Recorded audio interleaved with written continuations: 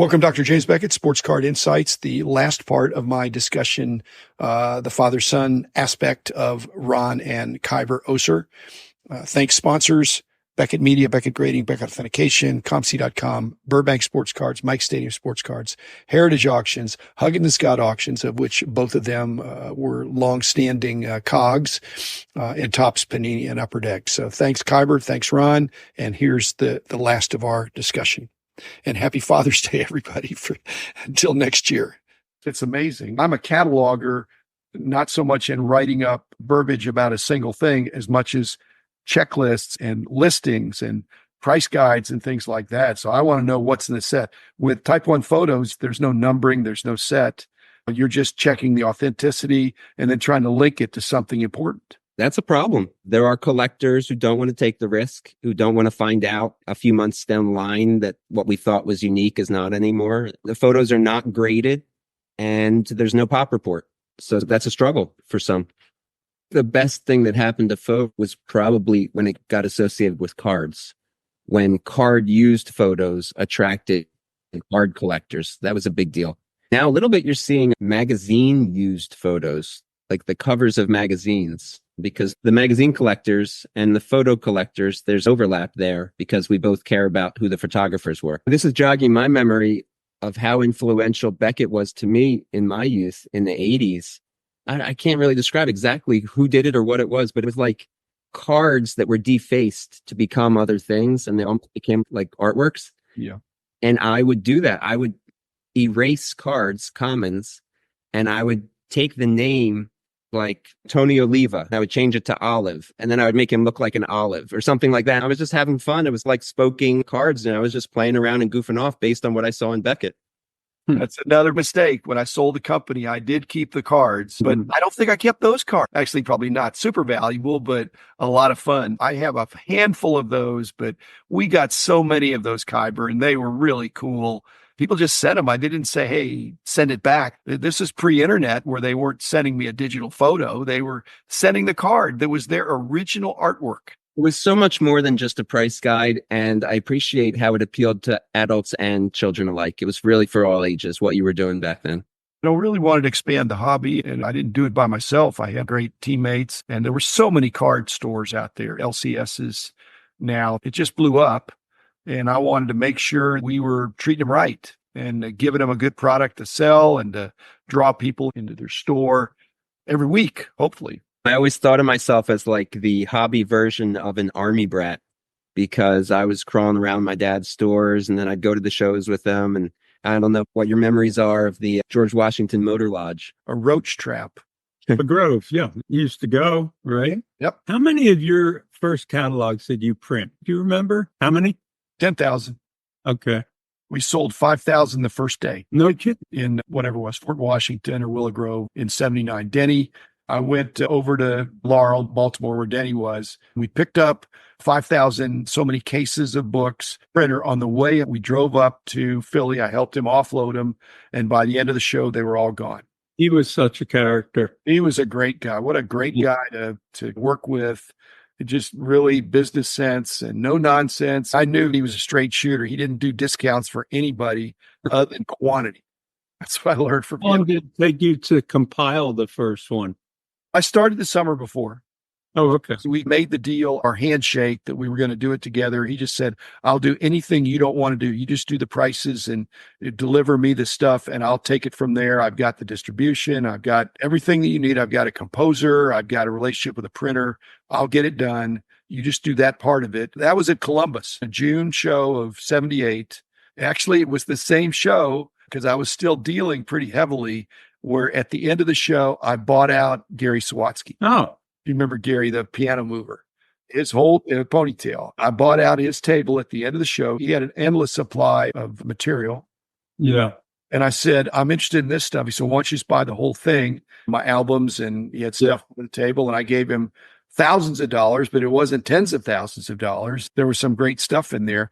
But after I started working on the price guide, which I started right then, I really was pretty consumed by that. I really couldn't do dealing or selling even. So my collection, other than trying to get type cards for future books, was pretty much on hold. Well, Gary still attend car shows for another 20 years. He was doing furniture moving and getting maps cleaned out.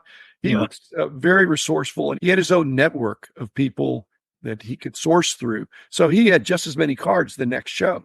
He was savvy, but he was a little bit of a wholesaler. Also very knowledgeable. But very knowledgeable. Do you guys both work in an office, from home, virtually? I'm guessing y'all are pretty virtual. We are. And has it always been that way? Because you didn't move to Chicago. Yeah, it's always been that way. For a while, I had my stores, but I always did the auction part of it at my home. We're sitting in my den right now, which is where I do most of what I do. And Silver Spring, where Huggins and Scott is, a 2-hour ride. Maybe I go down there twice a month. But for the most part, I'm consumed with finding the stuff. And I wear two hats because now I'm consumed with finding the stuff. And I do that by day.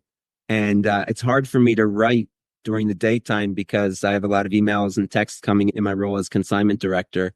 So I end up doing my best writing late at night, just not sustainable as I get older. Shill bidding. Any philosophies you guys have about that? Because the perception of shill bidding is almost as bad as actual shill bidding. And what people call shill bidding is not always the same definition to different people. But we have always been so removed from the inner workings of anywhere we've ever worked like that. We just have always kept our nose to the grindstone. We're workhorses and we just do our thing and let other people worry about all of that, to be honest. I love Bill Masco, but I think the best thing that ever happened to the hobby as it relates to shill bidding was Bill getting caught and going away for a little while. And it seems like it dropped off. I think it got more sophisticated in respects. It's still out there, but the antidote to me is that not only, Ron, you need to have good relationships with your consigners, and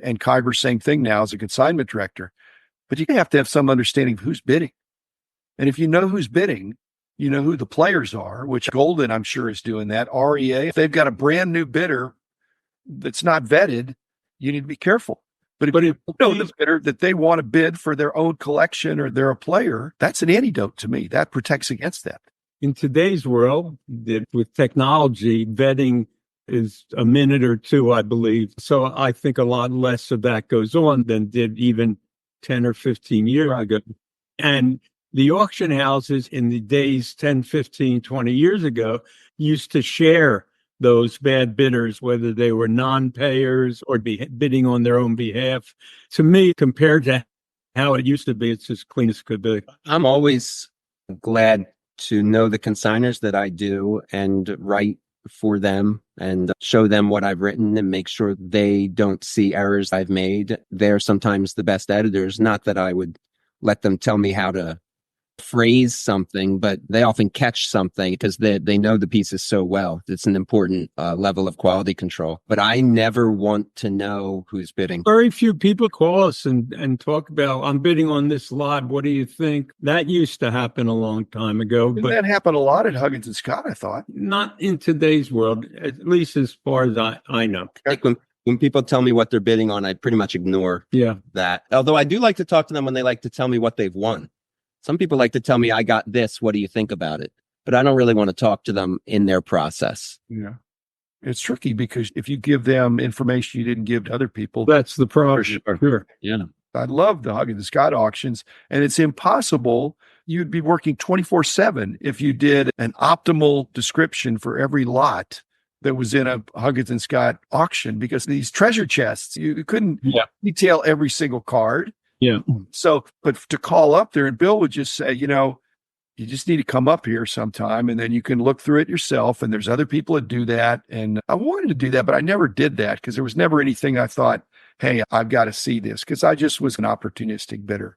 Yeah. But it was fun when I got it back. I got burned really badly one time, but most of the other times I did really well, because by looking at some of the auctions, you'll learn which auctions overstate their estimates or overstate their descriptions and which ones are understated or lack thereof. That's why I was asking Khyber. When I see a sparse description, I think that's not going to be very enticing. I'm reading between the lines that it's disorganized, but I can see in the picture there's some interesting stuff in there.